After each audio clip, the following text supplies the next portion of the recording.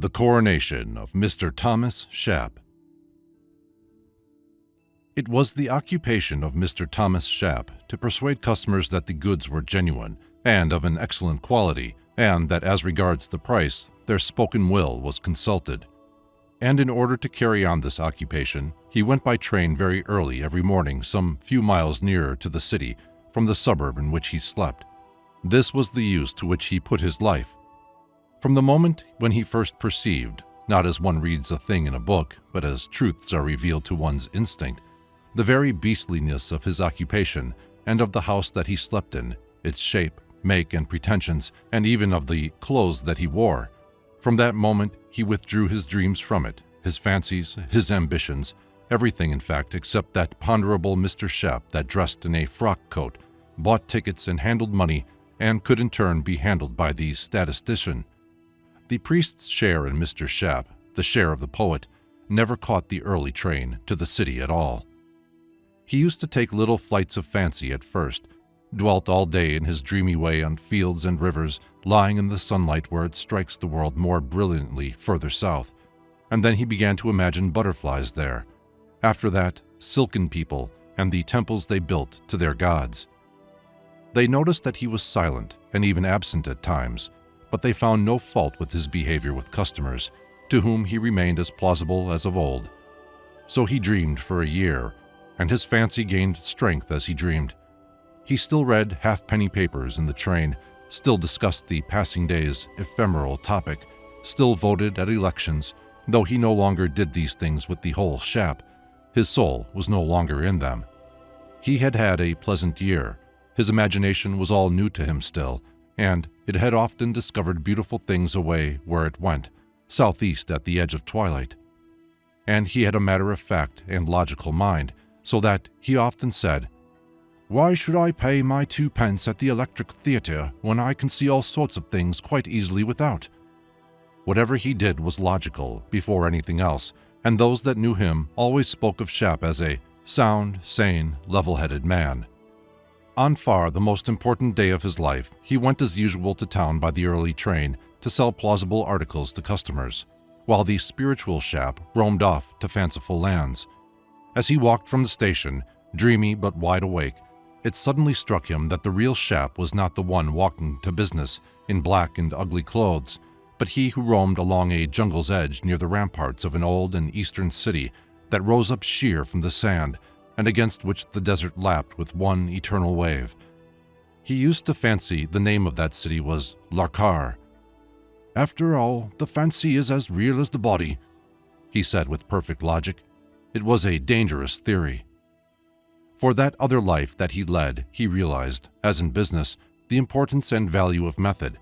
He did not let his fancy roam too far until it perfectly knew its first surroundings. Particularly, he avoided the jungle. He was not afraid to meet a tiger there.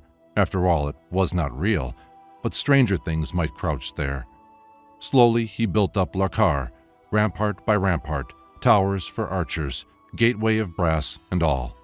And then one day he argued, and quite rightly, that all the silk-clad people in its streets, their camels, their wares that came from Inkistan, the city itself, were all the things of his will. And then he made himself king.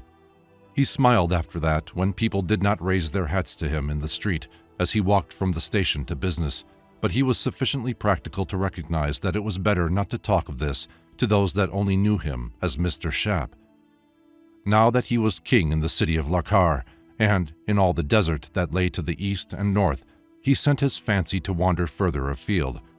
He took the regiments of his camel guards and went jingling out of Larkar, with little silver bells under the camels' chins, and came to other cities, far off on the yellow sand, with clear white walls and towers, uplifting themselves in the sun. Through their gates he passed with his 3 silken regiments, the light blue regiment of the camel guards being upon his right, and the green regiment riding at his left, the lilac regiment going on before. When he had gone through the streets of any city and observed the ways of its people, and had seen the way that the sunlight struck its towers, he would proclaim himself king there, and then ride on in fancy. So he passed from city to city and from land to land. Clear-sighted though Mr. Shap was, I think he overlooked the lust of aggrandizement to which kings have so often been victims. And so it was that when the first few cities had opened their gleaming gates, and he saw peoples prostrate before his camel, and spearmen cheering along countless balconies, and priests come out to do him reverence, he that had never had even the lowliest authority in the familiar world became unwisely insatiate. He let his fancy ride at inordinate speed. He forsook method. Scarce was he king of a land, but he yearned to extend his borders. So he journeyed deeper and deeper into the wholly unknown. The concentration that he gave to this inordinate progress through countries of which history is ignorant, and cities so fantastic in their bulwarks that, though their inhabitants were human, yet the foe that they feared seemed something less or more. The amazement with which he beheld gates and towers unknown even to art, and furtive people thronging intricate ways to acclaim him as their sovereign, all these things began to affect his capacity for business. He knew as well as any that his fancy could not rule these beautiful lands unless that other Shap, however unimportant, were well sheltered and fed, and shelter and food meant money, and money, business. His was more like the mistake of some gambler with cunning schemes who overlooks human greed. One day his fancy, riding in the morning, came to a city gorgeous as the sunrise, in whose opalescent wall were gates of gold, so huge that a river poured between the bars floating in, when the gates were opened, large galleons under sail. Thence there came dancing out a company with instruments, and made a melody all around the wall. That morning Mr. Shap, the bodily Shap in London, forgot the train to town. Until a year ago he had never imagined at all.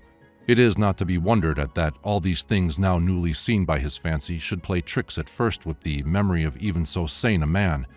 He gave up reading the papers altogether. He lost all interest in politics. He cared less and less for things that were going on around him. This unfortunate missing of the morning train even occurred again, and the firm spoke to him severely about it.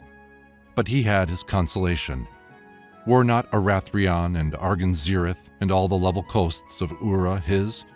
And even as the firm found fault with him, his fancy watched the yaks on weary journeys, slow specks against the snowfields bringing tribute, and saw the green eyes of the mountain men who had looked at him strangely in the city of Nith when he had entered it by the desert door. Yet his logic did not forsake him. He knew well that his strange subjects did not exist, but he was prouder of having created them with his brain than merely of ruling them only. Thus in his pride he felt himself something more great than a king. He did not dare to think what. He went into the temple of the city of Zora and stood some time there alone. All the priests kneeled to him when he came away. He cared less and less for the things we care about, for the affairs of Shap, the businessman in London. He began to despise the man with a royal contempt. One day, when he sat in Sola, the city of the Thuls, throned on one amethyst, he decided, and it was proclaimed on the moment by silver trumpets all along the land, that he would be crowned as king over all the lands of wonder. By that old temple where the Thuls were worshipped, year in, year out, for over 1,000 years, they pitched pavilions in the open air. The trees that blew there threw out radiant scents unknown in any countries that know the map. The stars blazed fiercely for that famous occasion. A fountain hurled up, clattering, ceaselessly into the air armfuls on armfuls of diamonds. A deep hush waited for the golden trumpets. The holy coronation night was come. At the top of those old worn steps going down, we know not whither, stood the king in the emerald and amethyst cloak, the ancient garb of the Thuls. Beside him lay that sphinx that for the last few weeks had advised him in his affairs. Slowly, with music, when the trumpet sounded, came up towards him from we know not where 120 archbishops, 20 angels, and 2 archangels, with that terrific crown, the diadem of the Thuls. They knew as they came up to him that promotion awaited them all because of this night's work. Silent, majestic, the king awaited them. The doctors downstairs were sitting over their supper. The warders softly slipped from room to room, and when, in that cozy dormitory of Hanwell, they saw the king still standing erect and royal, his face resolute, they came up to him and addressed him. "Go to bed," they said. "Pretty bed." So he lay down and soon was fast asleep. The great day was over.